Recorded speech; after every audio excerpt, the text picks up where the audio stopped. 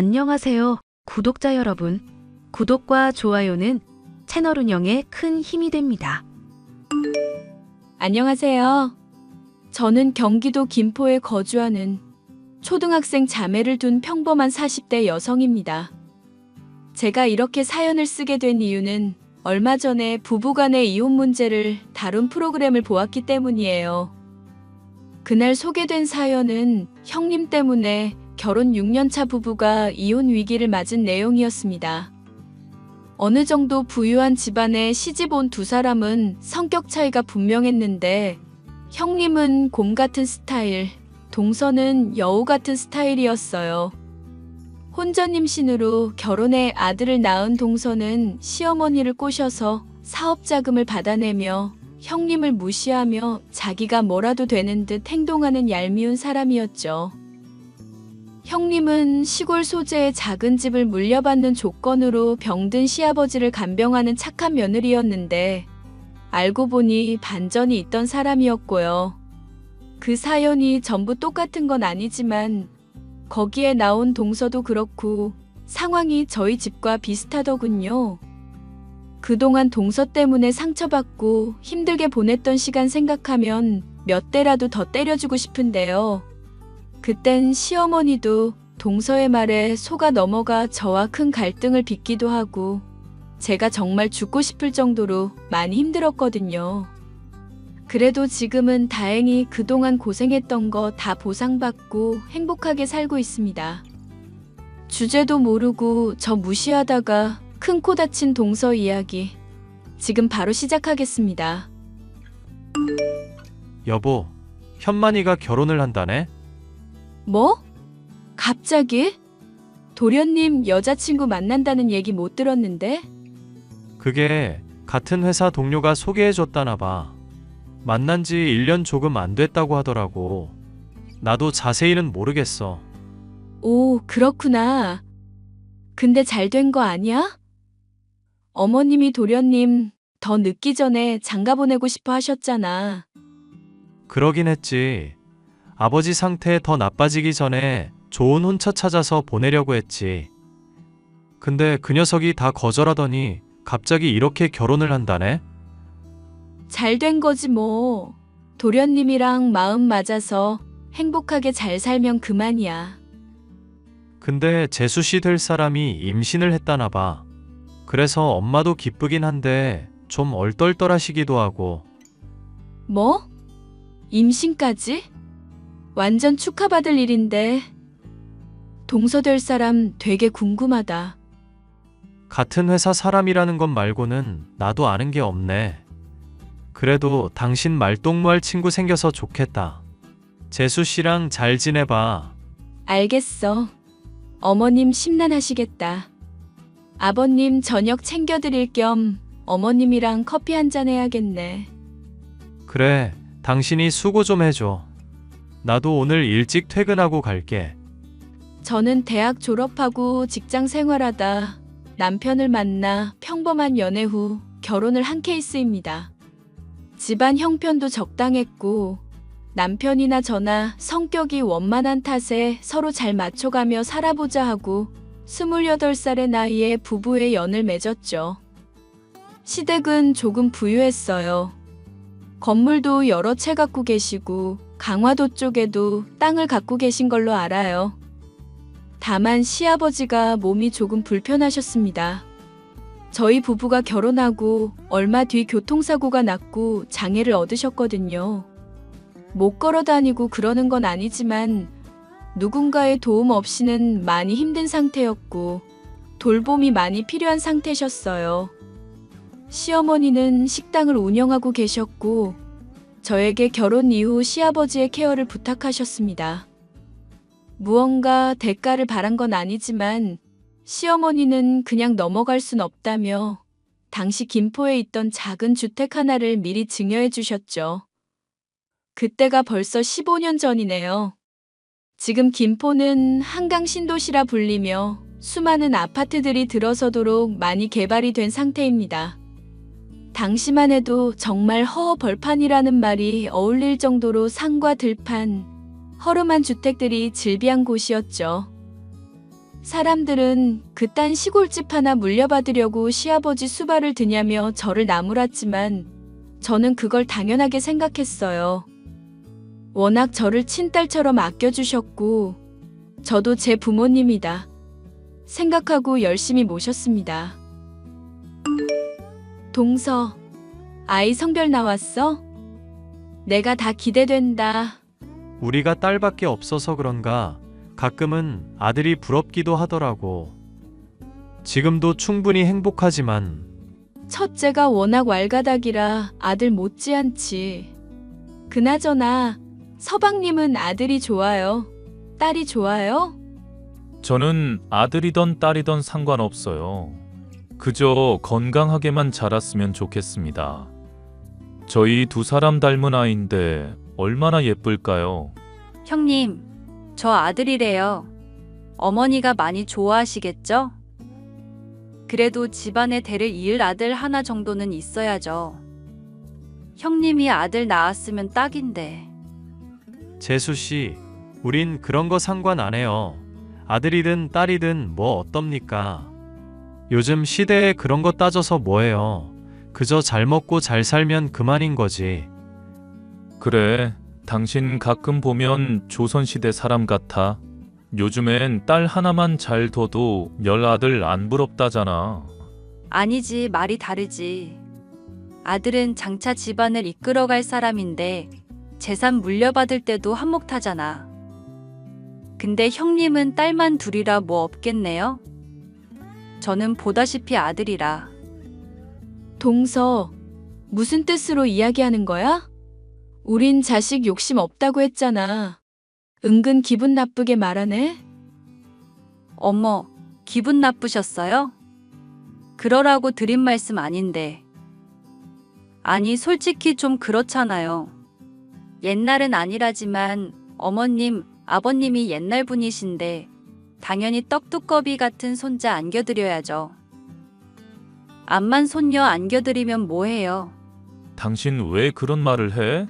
지금 형수님한테 말 실수하는 거야. 동서, 지금 그렇게 말하는 이유가 뭐야? 나 들으라고 하는 소린 줄은 알겠는데 선은 넘지 말자. 요즘 세상에 아들 못 낳았다고 구박받는 며느리가 어딨어? 동서 임신도 한마당에 큰 소리 나게 하기 싫으니까 더 이상 말하지 말자. 기분 좋게 만나서 이게 뭐야? 형수님, 제가 대신 사과드릴게요. 이 사람이 요즘 감정 기복이 심해서 생각 없이 내뱉은 말 같은데 마음에 담아두지 마시고요. 아니에요. 서방님이 신경 쓰실 일 아니에요. 아무튼 동서, 몸조리 잘하고 나중에 보자. 동서는 아들을 가졌다는 자부심이 대단했습니다. 솔직히 요즘 세상에 누가 아들, 딸 차별한답니까? 다 똑같은 제 자식들이고 조선시대도 아닌데 대를 잇는다면서 핏줄을 운운하는데 참 기가 차더라고요. 아마 그때부터 동서가 얄밉기 시작했을 겁니다. 몇 개월 뒤 동서는 건강한 아들을 출산했고 이때다 싶었는지 온갖 호사를 누리기 시작하더라고요. 연예인들이나 유명한 사람들만 간다는 강남의 산후 조리원부터 고가의 육아 용품들까지 난리법석이었죠. 하지만 그게 뭐 욕먹을 짓도 아니고 내 자식한테 좋은 거 다 해주고 싶다는데 굳이 말릴 이유도 없었습니다. 동서는 조리원을 퇴소하고 나서 직접 육아를 해야 했기에 연락도 뜸해지고 조용히 지내더라고요. 그래도 가족이랍시고 힘들어하진 않을까 내심 걱정이 되었고 종종 아이를 봐주기도 하고 육아하느라 밥도 제대로 못 챙겨 먹을 것 같아서 반찬국 찌개 등을 해다 날랐습니다. 시어머니는 몸에 좋은 영양제, 보약까지 해다 바치셨고 동서는 당연하다는 듯이 받아들였어요. 아이를 낳고 얼마의 시간이 흐른 뒤 동서는 저에게 사사건건 시비를 걸어왔습니다. 형님, 이번에 조리원 동기 모임하는데 형님은 이런 모임 안 나가세요? 나는 잘 안 나가게 돼. 그래도 다른 엄마들이랑 종종 연락하고 필요하면 서로 찾고 그래. 가까이 사는 것도 아니고. 그래도 형님 너무 집에만 계세요. 저처럼 대외 활동도 좀 하셔야죠. 아버님도 돌봐드려야 하고, 아버님이랑 있다가 애들 오면 애들 케어해줘야지. 바깥으로 나돌아다닐 시간이 없지. 그러다 형님 청춘 다 놓쳐요. 아이는 아이고 아버님도 매 시간 붙어 있어야 하는 거 아니면 형님도 형님만의 시간을 보내세요. 그러다 펑퍼짐한 아줌마 된다고요. 뭐? 어쩔 수 없는 상황이잖아. 자꾸 그런 식으로 말하지 마. 나도 사람이라 나가서 놀고 싶지. 그런데 가족이 더 우선시되어야지. 어휴, 답답해라. 형님 솔직히 지금 살 엄청 찐 거 아시죠? 저처럼 운동이라도 하시던가. 그렇게 정성 쏟아부으면 누가 알아주기라도 한대요? 동서는 가만 보면 사람을 긁는 스타일이네. 내 일에는 신경 끄고 할 거 해. 도와줄 거 아니면 그렇게 비꼬지도 말고. 알겠어? 왜 화를 내세요? 그 코딱지만한 집 물려받았다고 건물주라도 되는 모양이죠? 저는 곧 사업 시작할 거예요. 대를 이을 아들까지 낳아줬는데 어머님이 그 정도는 해주시겠죠. 아무튼 형님, 즐기면서 사세요. 그래, 동서. 말이라도 고맙다. 동서는 그 뒤로 보란 듯이 시어머니에게 온갖 알랑방귀를 뀌어대기 시작했습니다. 자신만의 사업을 하고 싶다며 매일같이 시어머니 옆에 찰싹 붙어서는 온갖 연기를 하기 시작했어요. 멀쩡하게 회사 잘 다니다가 휴직해놓고서는 갑자기 사업을 한답시고 저 난린데 꼴도 보기 싫더군요. 하지만 울며불며 매달리기에 시어머니는 그 상황이 난처하셨는지 마지못해 사업 자금을 빌려주기로 하셨어요. 동서는 그 돈으로 베이커리 카페를 오픈했고 사업은 큰 성공을 거두었습니다. 당시 흔하지 않던 카페 스타일이고 인터넷도 점점 발전해서 홍보가 되니 많은 사람들이 찾아오더라고요. 그 와중에도 저는 시아버지 간병하랴, 두 딸들 보살피랴 정신이 없었습니다. 그러다 얼마 뒤 동서는 카페 일이 바빠졌다며 저보고 아이를 맡아달라고 하더군요. 솔직히 어이없었지만 매달 200만 원씩 월급 개념으로 준다길래 군말 없이 봐주기로 했어요. 돈에 눈먼 속물 같아 보이지만 집에서 제 할 일 하며 200만 원 버는데 어디 쉬운 일인가요? 그렇게 모든 가족들이 각자의 위치에서 최선을 다하며 살아갔습니다. 아, 형님 너무 힘들어요. 저 둘째 생기고 나서 일은 계속하고 싶지. 그래서 카페 나오는데 너무 힘드네요. 이참에 직원 한 명 더 고용하고 동서 조금 편하게 일하면 어때? 몸도 무거운 사람이 그렇게 무리하다가 큰일 나. 정 안 되겠다 싶으면 점심시간에라도 내가 도와줄까? 아, 형님이 뭘 안다고 그러세요? 카페 일해보신 적도 없는 분이. 제가 알아서 할 수 있으니까 신경 쓰지 마세요. 동서, 둘째 가지고 사업도 하랴 힘든 건 알겠지만 왜 항상 그렇게 날이 서 있어? 내가 이상한 말 한 것도 아니고. 죄송해요. 요즘 사업이 잘 안 되다 보니까 제가 너무 예민했네요. 그나저나 둘째 태어나면 둘째도 형님이 봐주실 거죠? 어차피 집에만 계시니까. 뭐, 그건 나도 장담 못하지. 우리 애들까지 하면 4명인데? 더군다나 아버님까지 모시는데 상황이 될지 안 될지 모르겠네. 그래서 안 해주신다는 거예요? 저는 아들을 둘씩이나 낳는데 딸 둘인 형님이 그 정도는 해주셔야죠. 아무것도 안 하시는 분이 염치가 없으시네. 뭐라고? 동서 지금 말 다 했어? 아니, 제가 틀린 말 한 것도 아니잖아요. 기분 나쁘셔도 받아들일 건 받아들여야죠. 나도 사람이야. 나는 안 힘든 줄 알아? 하루 종일 아이들 뒤치다꺼리에 아버님 수발까지 드는데 동서는 나한테 고맙다는 말 한마디도 안 하고 어쩜 그렇게 당연하게 생각해? 아니, 그럼 어머님한테 맡겨요? 저는 사업하는 사람이잖아요. 큰일 하는 사람 배려해줘야지. 가족끼리 그런 것도 못해요? 어이가 없네. 나한테 당연하다는 듯이 그러지 마. 나 더 이상은 못 참아. 앞으로 동서 애들은 동서가 봐. 시간이 갈수록 동서는 점점 더 뻔뻔하게 굴었습니다. 둘째를 임신한 동서는 더욱더 기세등등해서 날뛰기 시작했어요. 시어머니도 처음엔 별 생각 없어 보이셨는데 동서가 하도 옆에서 아들 하며 치켜 세우니까 어느샌가 저한테 싫은 소리도 하셨고요. 온전히 그 스트레스는 저의 몫이었습니다. 그런데 동서가 운영하던 카페가 경제적인 이유로 폐업 수순을 벌게 되었어요. 호기롭게 도전한 사업은 몇 년이 채 되지 않아 망하고 말았죠. 하지만 동서는 어떻게든 다른 사업을 하고 싶어 하는 눈치였습니다. 결국 대출까지 받아 새로운 사업을 시작했고 보기 좋게 쫄딱 망해버렸어요. 넉살 좋던 시어머니도 그런 동서를 조금씩 나몰라라 하기 시작했고 동서는 다른 방식으로 스트레스를 풀기 시작했습니다. 시어머니가 필요할 때 쓰라며 넘겨주신 카드가 있거든요. 그 카드의 존재를 알게 된 동서가 종종 그 카드에 손을 대기 시작한 겁니다.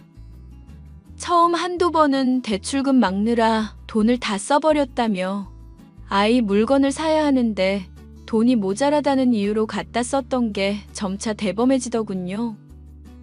자신의 명품백, 옷, 외식 등등 아예 자기 카드로 인식을 했는지 마구 써대기 시작했어요. 그러면서 시어머니나 다른 가족들이 있을 땐 저를 도와 열심히 시아버지 간병을 하는 척을 하기도 했고요. 카드값이 많이 나와도 여러 사람이 쓰는 카드니 그러려니 하셨거든요. 아, 형님. 도대체 이런 걸 어떻게 하셨어요? 아버님 소변통 냄새가 너무 심하잖아요. 동서, 지금까지 잘 해왔잖아. 어머님한테 나랑 같이 아버님 간병하고 집안일 돕겠다며 나중에 사업 자금 대주신다고. 동서도 동의한 거 아니야? 아, 그렇죠. 근데 너무 비위 상하잖아요. 참나. 동서가 하기로 한 거면 그냥 군말 없이 해. 나는 이걸 몇 년이나 했는데 그래도 남도 아니도 아버님인데. 너무 그렇게 말하지 마. 형님은 비위도 좋으시네요. 이런 구린내 나는 걸 어떻게 참으세요? 아니, 간병인 쓰면 되는 거 가지고 왜 굳이 사서 고생하시냐고요.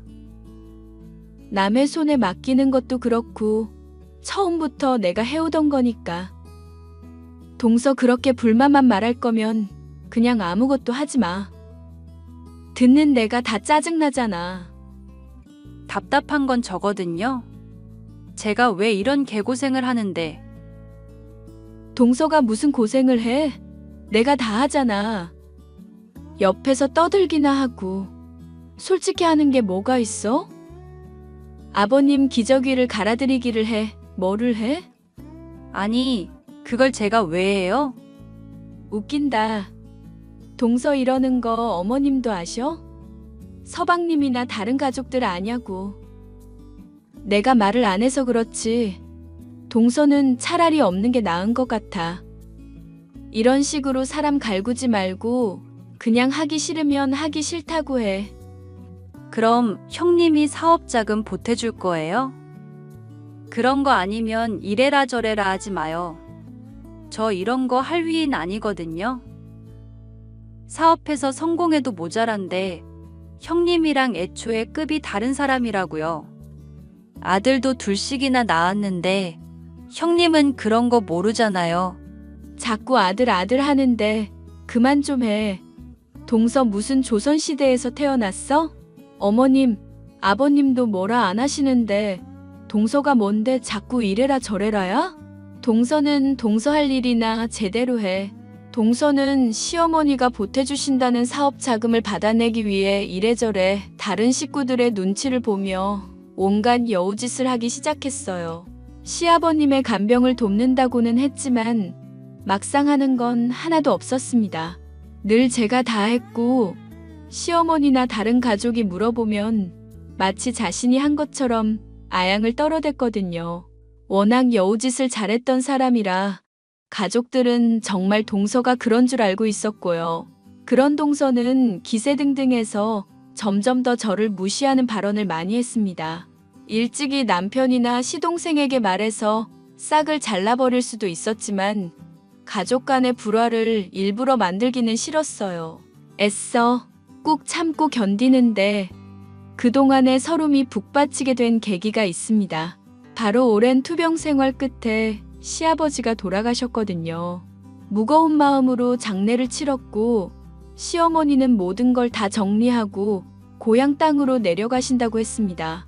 당연히 재산 이야기를 안 할래야 안 할 수 없었어요. 동서는 많은 재산을 물려받을 줄 알았는지 들떠 있었습니다. 그런데 동서에게 들어간 사업자금만 10억 정도라 시어머니는 생각이 좀 다르신 것 같았어요. 저야 진작에 물려받은 작은 집이 있고 남은 돈은 시어머니가 어떻게 하시던 당연히 그 뜻에 따라야 한다고 생각했죠. 동서는 이때다 싶어 시어머니에게 또 다시 사업자금을 요구했고 시어머니는 단번에 거절하셨습니다. 동서는 큰 충격에 빠졌고 그 뒤로 조금씩 엇나가기 시작했어요. 시동생이 이직을 준비한답시고 집에 있는데 가족들은 나 몰라라 하고 밖으로 나돌아다니는 시간이 많아졌습니다. 좀 과하다 싶을 정도로 잦은 외박에 외출에 매일 술까지 마시며 방탕한 생활을 이어나갔죠. 서방님, 이직 준비 잘 돼가요? 생각보다 많이 힘들죠? 네, 솔직히 경력직이라 잘 될 줄 알았는데 나이가 있어서 그런지 잘 안 되네요. 이럴 줄 알았으면 그냥 그 회사 다닐 걸 그랬어요. 에이, 힘내세요. 아직 서방님의 진가를 몰라서 그래요. 꼭 회사 아니더라도 할 수 있는 일은 많으니까 너무 걱정하지 마세요. 그렇게 말씀해 주셔서 감사해요, 형수님. 요즘 취업난이라는데. 하하. 밥은 잘 챙겨 먹는 거죠? 뭐, 그렇죠. 주로 사 먹거나 제가 해요. 동서가 안 하고? 동서는 뭐 하는데요? 그 사람 요즘 얼굴 보기가 힘드네요. 제가 집에 있으니 망정이지 아침부터 저녁까지 어딜 그렇게 싸돌아다니는지. 애들 케어도 제가 하고 집안일도 제가 하고. 뭐라고요? 아니, 왜 서방님이 다 해요? 동서 정말 아무것도 안 해요? 그렇죠 뭐. 그냥 제가 하는 게 마음 편해요.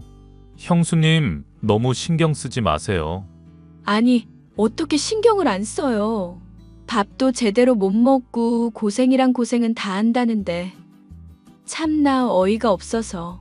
내가 지금 당장이라도 동서한테 한마디 해줘요? 아, 그러지 마요 형수님. 제가 알아서 할게요.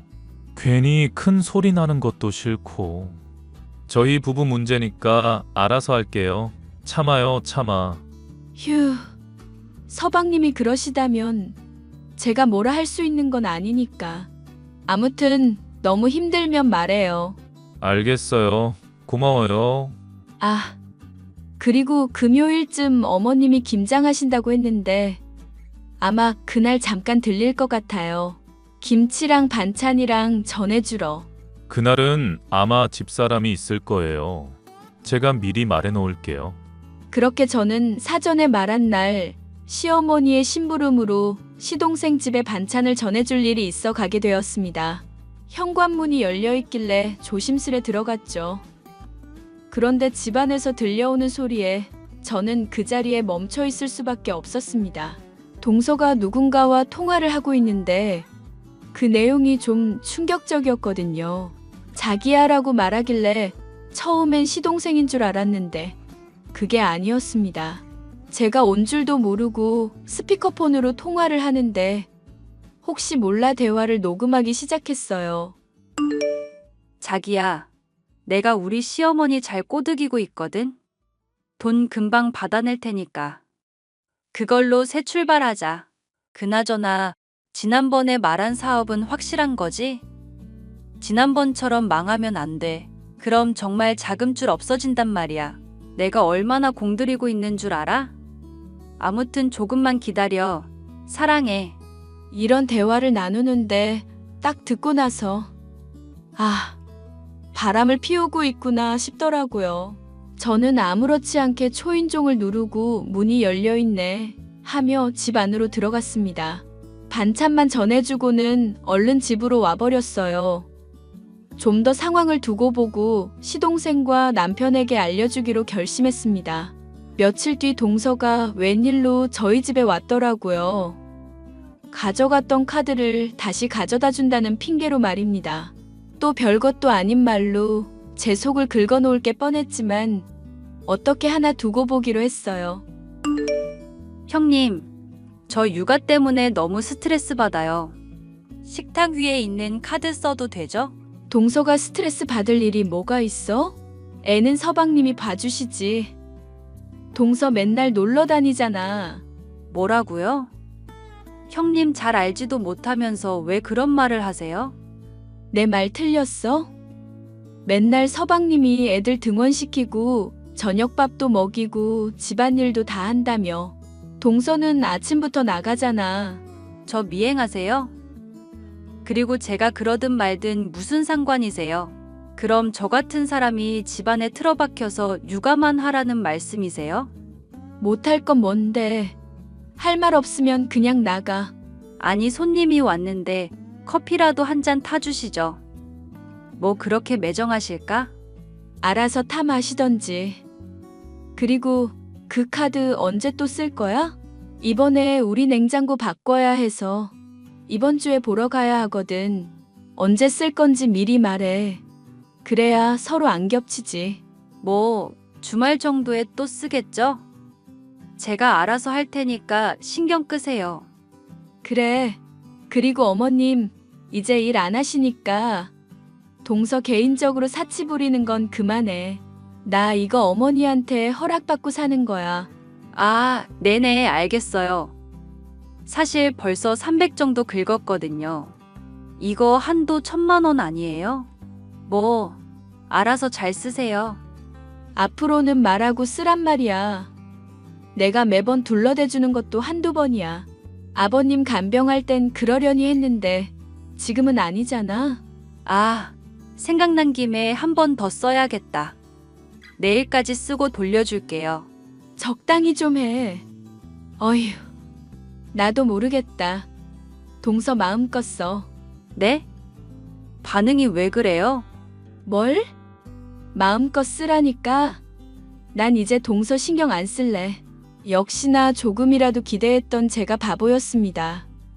동서는 아무 일도 없는데 저를 갈궈대더군요. 바람 피운다는 사실을 알아서 그런지 동서가 더 괘씸하고 얄미워 보였습니다. 저는 결국 제가 알고 있는 모든 걸 알려주기로 했어요. 며칠 뒤 남편과 시동생을 불렀고 모두가 모여있는 자리에서 녹음 파일과 카드 거래 내역을 보여주었습니다. 동서는 숙박업소며 백화점이며 안 다닌 곳이 없었어요.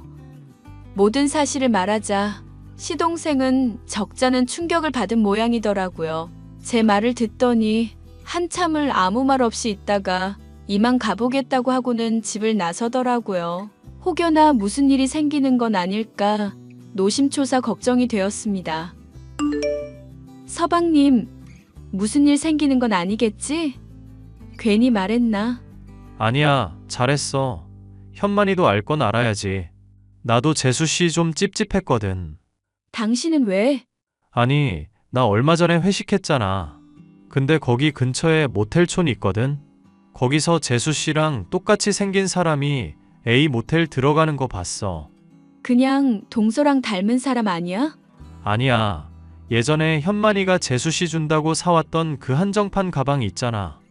그걸 메고 있더라니까. 그거 국내에 몇 개 없다며. 그렇지. 생각해봐. 재수씨 닮은 사람인데 그 가방 들고 있는 여자. 뭐가 수상하지 않아? 딱 봐도 재수씨 아닐까? 와, 동서 그렇게 안 봤는데 너무하네. 아무튼 나도 많이 고민했는데 잘 해결됐으면 좋겠다. 나 할 말 정말 많거든. 당신 고생한 거 잘 알지? 일단 상황 좀 지켜보자. 야, 너 무슨 말을 어떻게 한 거야? 현만 씨가 나한테 이혼하자는데 너 정말 미친 거 아니야? 뭐? 미쳤냐고? 미친 건 너겠지. 왜? 이혼한다니까 그건 쫄리냐? 차라리 잘 된 거 아니야? 동서가 물고 빨고 하는 그 남자랑 잘 살아봐. 와, 너 이거 고소할 거야. 명예훼손이라고. 내가 바람 피웠다는 증거 있어? 내가 동선의 집 반찬 갖다 주러 간 날 통화한 거 내가 녹음 다 했거든? 그리고 어머니 카드로 모텔도 가고 아주 생쇼를 했더라? 아니, 어이가 없네. 형님, 저한테 왜 이러세요? 이미 끝난 사이에 무슨 형님이야. 야, 이년아. 더 이상 우리 집에 분란 일으키지 말고 그냥 조용히 꺼져. 야, 네가 어떻게 나한테 이래? 마음껏 짓거려라. 착한 우리 서방님이 지금까지 참고 산 것도 용한 거야. 너 험한 꼴 보기 전에 그냥 꺼져. 그냥은 못 떠나지. 물려받을 재산이 있는데. 그거 내가 어떻게든 못 받게 해줄게. 넌 위자료 한 푼 못 받고 떠날 줄 알아. 한 달 정도의 시간이 흐르고 시동생 부부는 이혼을 했습니다.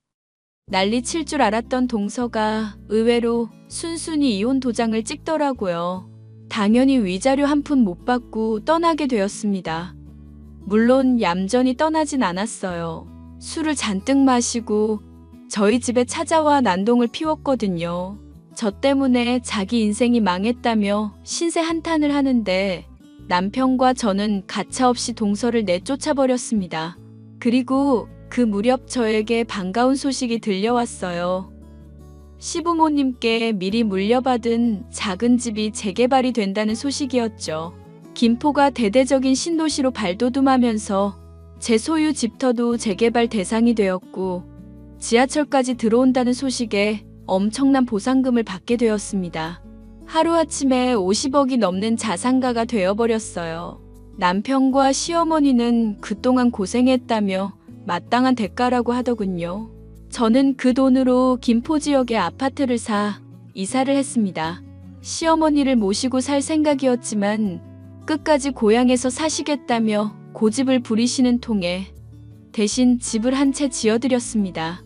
그렇게 한바탕 폭풍이 몰아치고 저희 집엔 평화로움만 깃들게 되었어요. 그 뒤로 10년 정도가 지난 오늘 저는 여전히 행복함에 만족하며 잘 살고 있습니다. 동서는 시동생과 이혼한 뒤 그 남자와 살림을 차렸지만 얼마 가지 못하고 헤어졌다고 들었습니다. 그러고는 별다른 소식이 들려오질 않네요. 시어머니는 작년에 지병으로 세상을 떠나셨어요. 모처럼 사연을 이야기하면서 시어머니 생각도 많이 나네요. 아무튼 제 이야기는 여기까지입니다. 잘 들으셨나요? 재미있게 들으셨다면 좋아요와 응원의 댓글 부탁드릴게요.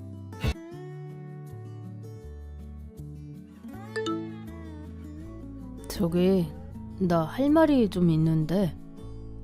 뭔데? 얘기해. 당신이 모르는 내 먼 친척 여동생인데 그동안 연락은 잘 안 하고 지내긴 했거든? 원래 지방에 살다가 애 중학교를 서울에서 보내고 싶다고 연락이 온 거야. 그런데 서울에 사는 다른 친척도 없고 서울에 집 구할 때까지만 잠깐 우리 집에 있어도 되냐고 연락이 왔어. 친척 동생? 내가 못 본 친척도 있어? 엄마 쪽 친척이긴 한데 촌수도 되게 멀고 자주 안 봐서 당신은 한 번도 못 봤지. 그런데 그런 먼 친척을 우리가? 아, 사정이 좀 딱하기도 하고 엄마가 부탁을 하더라고. 어머니가? 걔가 이혼하고 혼자 딱하게 애 키우는 사정인데 그 하나 있는 자식 공부 좀 시켜보겠다고 서울 올라온다는데 올해도 아니고 잠깐이니까 당신이랑 얘기 잘해서 좀 받아주라고. 너무 갑작이라 나도 좀 혼란스럽네. 하루 이틀도 아니고. 나도 이렇게 갑자기 얘기하게 돼서 미안해. 그런데 애가 사정이 좀 딱해서. 그리고 애가 야물딱지고 빠릿빠릿한 애라서 같이 살아도 우리한테 막 민폐주고 그럴 타입은 아닐 거야. 당신도 오랫동안 연락도 안 했다면서 그런 건 어떻게 알아? 아, 엄마가 그렇게 얘기해줬어. 그래서 얼마나 있어야 되는데? 2달 정도? 길면 3달? 그렇게 오래나? 남편도 없이 혼자 사는 애가 서울에서 혼자 집 구하기가 뭐 그렇게 쉽나. 둘이 오래 살 수 있는 괜찮은 집 천천히 찾아보는 게 낫지. 그리고 그 동생 딸이 우리 장군이랑 나이 차이도 많이 안 나서 같이 있으면 누나 생긴 것 같고 좋을 거야. 사정이 안 되긴 했는데 좀 불편할 것 같아서 내가 당신 안 불편하게 더 잘할게. 이해 좀 해줘. 어머니까지 그렇게 맡아달라고 연락하셨다는데 내가 뭐 거절을 할 수가 있나? 그럼 허락하는 거다? 고마워. 당신은 안 불편할 것 같아? 너무 이상할 정도로 좋아하는 거 아니야? 좋아하긴. 마음이 안 좋았는데 당신한테 이렇게 허락받으니까 한시름 놔서 그렇지. 걱정이 되긴 하네. 아무튼 알았어. 그럼 최대 3달이다. 정말 최대 길어도 3달? 약속해. 알았다니까. 내가 다 잘 말해놓을게. 안녕하세요. 아, 네, 안녕하세요. 반가워요. 얘가 소희인가 봐요? 네, 소희야. 안녕하세요, 아줌마. 그래, 만나서 반가워. 우리 장군이랑 잘 지내렴? 불편한 거 있으면 아줌마한테 다 얘기하고. 집이 되게 넓네요. 저희가 쓸 방은 어디예요? 아, 이쪽이에요. 원래 게스트룸이라 침대는 있고 옷은 여기에 두시면 돼요. 화장실은 이쪽 쓰시면 되고요. 이 방은 둘이 지내기에는 좀 좁네. 답답해도 잠깐 참고 살아야지 뭐. 저희 아침부터 아무것도 못 먹고 차 타고 와서 너무 배고픈데 먹을 것 좀 없어요? 출출하세요? 잠깐만요. 금방 식사 차려줄게요. 저랑 소희는 국 없으면 밥 못 먹거든요. 좀 부탁드려요. 네? 네. 마침 아침에 미역국 끓여놓은 거 있어서 다행이네요. 미역국 별로이긴 한데 어쩔 수 없죠. 그거라도 주세요. 언니는 좋겠어요. 일 안 해도 오빠가 돈 잘 버니까 이렇게 좋은 집에서도 살고 애도 좋은 학교 다닌다면서요? 남편한테 고맙기는 하죠. 에이, 사람 사는 거 다 똑같아요. 저라고 뭐 특별한 거 없어요. 언니같이 무탈하게 잘 사는 사람은 저같이 박복한 년의 팔자를 이해 못해요. 언니는 항상 감사해야 하면서 살아야 돼요. 저도 그러려고 노력 중이에요. 반찬이 좀 짜네요. 저랑 소희는 좀 싱겁게 먹는 편이라. 앞으로 반찬할 때 신경 좀 쓸게요. 오빠는 몇 시에 와요? 퇴근하고 오면 한 7시 정도 집에 들어와요. 그럼 오늘 오빠한테 치킨 시켜달라고 해야겠어요. 치킨이요? 아, 네. 제가 얘기해 둘게요. 아니에요. 제가 오빠한테 직접 전화할게요. 입맛에 안 맞아서 밥은 많이 못 먹겠네요. 치킨으로라도 때워야겠네. 소희야, 억지로 먹지 마. 미안해, 소희야. 다음부터는 아줌마가 반찬 더 맛있게 해줄게. 오빠, 오늘 잠실인가? 그쪽에 방 보러 가기로 했는데 같이 가주면 안 돼? 오늘? 3시에 부동산이랑 약속 잡아놨어. 방 보고 우리 소희랑 셋이 저녁 맛있는 것도 먹고 오자. 정은씨, 제가 같이 가줄게요. 오빠는 일 가니까. 오빠, 안 돼? 오빠랑 가고 싶단 말이야. 그래. 회사에 연락 좀 해볼게. 정은씨, 저 오늘 별일 없어서 같이 갈 수 있는데 회사 출근하는 오빠한테 굳이. 그런 건 남자가 같이 가줘야 중개인이 우습게 안 본다고요. 오빠가 가서 내 남편이라고 해주면 되겠다. 그치? 요즘은 중개인들도 입소문 타는 직업이라 이상한 거 소개시켜주고 그러는데 많이 없어요. 굳이 오빠를 남편이라고 할 것까지는 없을 것 같은데요. 그거 좀 같이 가서 봐주는 게 어려운 것도 아니잖아? 오빠? 같이 가줄 거지? 나 다리도 아파서 전철 타기 싫어. 차로 데려다 주라. 응? 그리고 소희가 며칠 전부터 파스타랑 피자 먹고 싶다고 그랬어. 저녁에 우리 그거 먹자. 그럼 그럴까? 장군이랑 나는 집에서 저녁 먹어? 네, 오늘은 우리 셋이 오붓하게 외식 좀 할게요. 오붓하게요? 말이 뭐 그렇다는 거지. 아무튼 오늘은 정은이랑 소희랑 방 보고 저녁 먹고 들어올 테니까 당신은 장군이랑 알아서 좀 먹어. 알았지? 알았어. 여보, 정은씨 우리 집에 온 지 한 달이나 넘었는데 아직 집 구하는데 전혀 진척이 없는 거야? 서울에서 방 구하는 게 뭐 그렇게 쉽나? 분수에 맞게 찾아야지. 좋은 데만 골라서 가려고 하니까 못 찾는 거지. 돈도 모아놓은 거 별로 없다면서. 아, 뭐 알아서 하겠지. 저러다가 계속 우리 집에 있는다고 하는 거 아니야? 남도 아닌데 그럴 수도 있지 뭐. 뭐? 처음에 했던 얘기랑 너무 다르잖아. 그리고 정은 씨랑 같이 사는 거 솔직히 많이 불편한데 참고 있는 거야. 당신도 참. 여자애가 남편 없이 자식 하나 데리고 사는데 불쌍하지도 않아? 속 좁게 왜 그래? 속 좁은 게 아니라 정은 씨 행동이 좀 너무 심해. 내 화장품 좋아 보인다고 맨날 내 화장대에 앉아서 아침 저녁으로 바르지를 않나. 내 옷을 물어보지도 않고 자기 옷처럼 막 꺼내 입지를 않나. 이 집에 와서 청소 한 번을 도와주겠다고 거둔 적이 있나. 그렇다고 생활비 한 푼을 내기를 하나.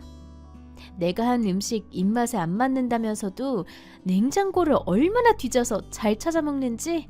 하루 종일 내가 음식하다가 시간이 다 간다니까? 먹는 걸로 왜 그래? 사촌 오빠고 당신 편하니까 그러는 거지. 그럼 정훈이랑 소희가 불편해서 쩔쩔 매기라도 하면 좋겠어? 그게 아니라 정도가 너무 심하다니까. 내가 눈치 주는 건 아니지만 너무 눈치를 안 보고 사는 것도 문제 아닌가? 소희한테는 이것저것 다 챙겨주면서 우리 장군이한테는 또 얼마나 쌀쌀맞게 구는지 몰라. 장군이도 말은 안 하지만 불편해하는 기색이 역력하고.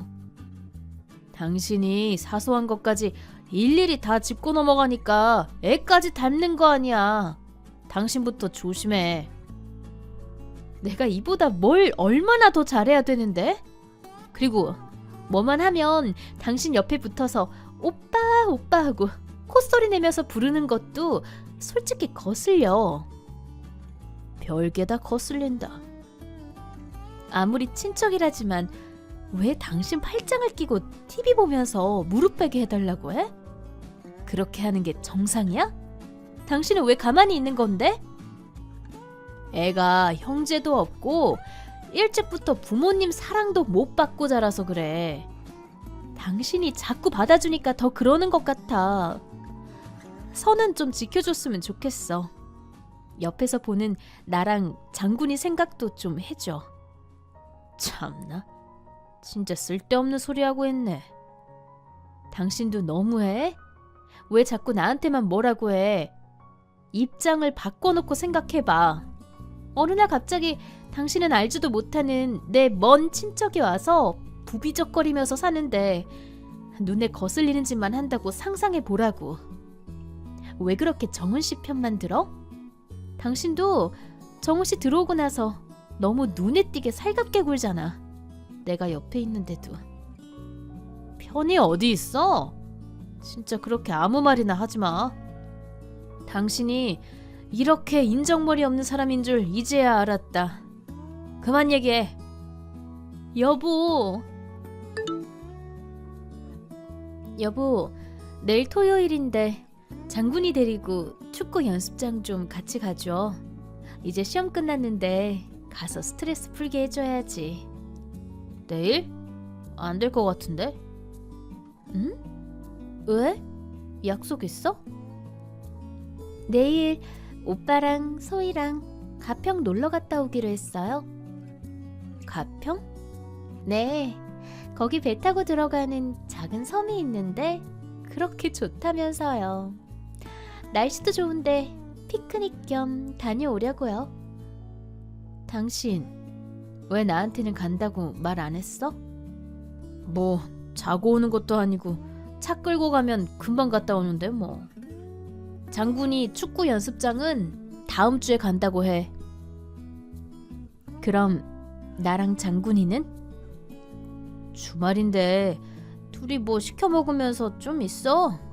정은이도 서울 와서 계속 집만 보러 다니느라 서울 외곽에는 뭐가 있는지 아무것도 모르잖아.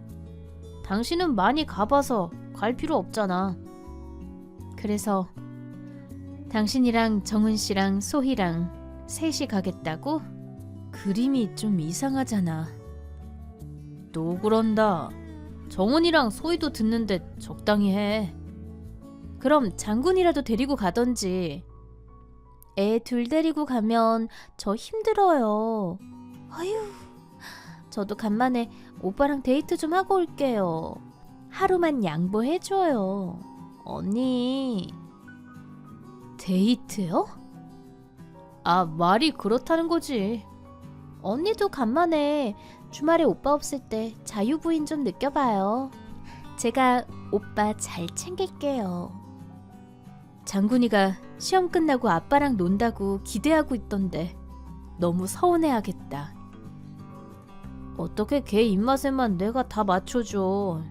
아무튼 이번 주말은 그런 줄 알고 있어. 장군이한테는 당신이 말 좀 잘해주고. 하, 재미있겠다. 오빠, 내가 거기 근처 맛있는 집 찾아놓을게. 그래, 알았어. 여보, 이것 좀 봐봐. 이게 무슨 말이야? 뭐가? 현호 씨 돈 고마워? 우리도 잘 지낼 테니까 찾지 마? 이게 뭔 쪽지야? 내가 묻고 싶은 말이야. 갑자기 오빠한테 현호 씨라고 부르는 건 뭐고 돈 얘기는 뭐야? 정은 씨는 어디로 간 거고? 이게 무슨 일이야? 당신 왜 그래? 얼굴이 하얗게 질려갖고는 어디 아파? 머리가 어지럽네. 이게 뭔지 얘기를 해봐. 내가 모르는 뭔가가 있는 거야? 어? 답답하게 그러고 있지 말고. 당신한테 어떻게 얘기해? 무슨 일인데? 빨리 얘기해봐. 사실 정은이 사촌 동생 아니야. 예전에 잠깐 만났던 여자야. 뭐라고? 다 당신 만나기 전이었어. 당신이 과거에 만난 여자를 우리 집에 데려와서 나랑 같이 살게 했던 거야? 미안해. 상황이 어쩔 수 없었어. 무슨 상황이? 소희가 있는 줄도 몰랐어. 그런데 어느 날 갑자기 연락해서는 내 애라고 책임지라고 그러잖아. 안 그러면 당신한테 다 알리겠다고. 뭐? 소희가 당신 애라고? 나도 진짜 모르고 살았어. 너무 당황스러웠다고. 당신 애까지 데리고 와서 우리 집에서, 장군이가 있는 우리 집에서 같이 산 거야? 당신 사람 맞아? 나도 어쩔 수 없었어. 어쩔 수 없었다는 게 변명이 돼? 당신이 나를 이렇게 철저하게 속이고 어떻게 이럴 수 있어? 미안해. 그럼 돈 얘기는 뭐야? 그게 정은이가 돈만 좀 대주면 이 집에서 아무 말 안 하고 조용히 있다 나가겠다고 그랬어. 애도 나 없이 저렇게 키워준 게 고맙기도 했고. 그래서 얼마를 줬는데? 2억. 너 아주 미쳤구나. 단단히 미쳤어. 소희가 내 눈앞에 보이는데 안 줄 수도 없었어. 당신도 부모니까 조금만 날 이해해줘. 그동안 걔 존재도 모르고 살아왔는데 지금이라도 이렇게라도 아빠 노릇 하고 싶었어. 그게 내 앞에서 할 소리야? 당신이 당연히 화낼 건 알지만 나 좀 이해해줘. 밖에 나가서 지나가는 사람 100명, 아니 1000명, 수십만 명을 붙잡고 물어봐. 이걸 이해해주는 사람이 있나? 한두 푼도 아니고 2억? 나는 우리 세 식구 잘 살아보겠다고 이것저것 아끼고 쪼개가면서 살림하고 있었는데 그렇게 큰 돈을 그 여자한테 턱 줬다니. 갑자기 내 인생 뭐로 쳐맞은 느낌이야. 그런데 이렇게 정은이가 쪽지까지 남기고 사라질 줄은 몰랐네. 분명히 당신한테 안 알릴 거라고 했는데. 할 말이 없다, 정말. 일이 왜 이렇게 꼬이냐. 일이 꼬인 게 아니라 당신이 다 이렇게 만든 거야. 이게 뭐야? 뭐긴 뭐야. 이혼 서류지. 이 정도 각오도 안 한 건 아니잖아? 이혼만큼은 안 돼. 나도 당신한테 말 안 하고 그냥 잘 넘어가려고 했는데 이렇게 된 거잖아. 그리고 과거 일이었는데 나보고 어쩌라는 거야. 적반하장도 유분수지. 그걸 지금 말이라고 하니? 정은이랑 소희도 없어졌는데 당신이랑 장군이까지 이럴 수는 없어. 절대 안 돼. 당신이 이렇게 나올 줄 알고 난 이미 변호사 선임까지 다 했거든? 당신 진짜 이럴 거야? 자, 이 서류 하나 더 보여줄게. 당신이 지금 손발이 없어지도록 빌어도 시원치 않을 마당에 이렇게 나올 줄 알고 하나 더 준비했어. 이게 뭐야? 당신이랑 소희 친자 확인서. 뭐? 그걸 왜? 당신 말 듣고 뭔가 이상하다 싶었어.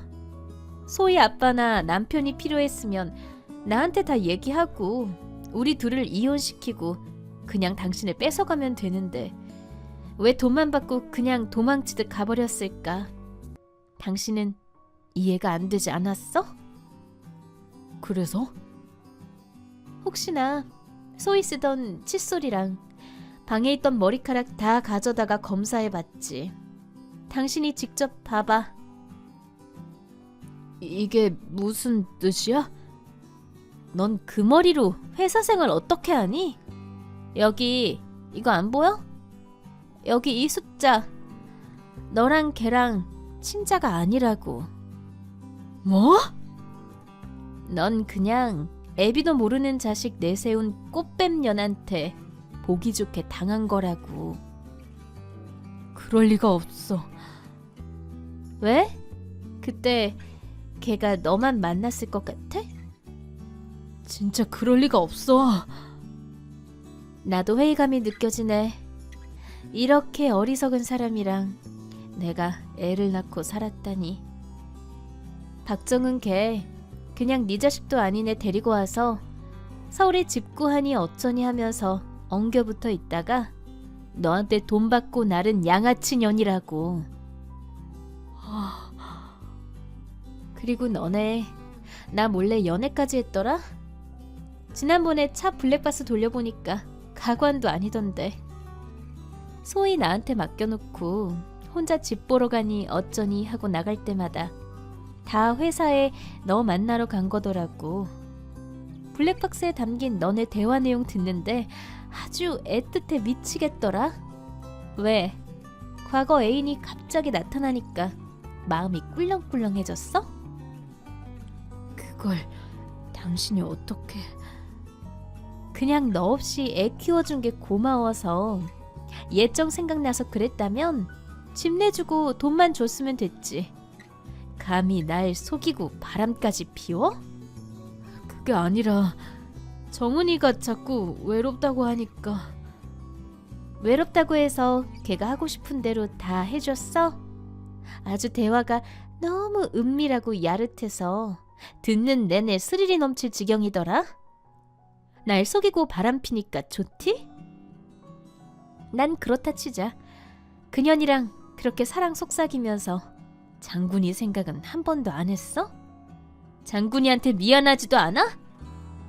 그만해. 그런데 이제 어떡하니? 네 친자식도 아닌 애 불쌍하다고 2억이나, 그것도 고금리 대출받아서 주고 사랑 타령하던 네 옛 애인은 그거 갖고 잠수를 타버렸는데, 그리고 조만간 너한테 있는 돈 없는 돈도 나한테 털릴 예정인데. 뭐? 내가 말했지? 이미 변호사 선임까지 다 했다고.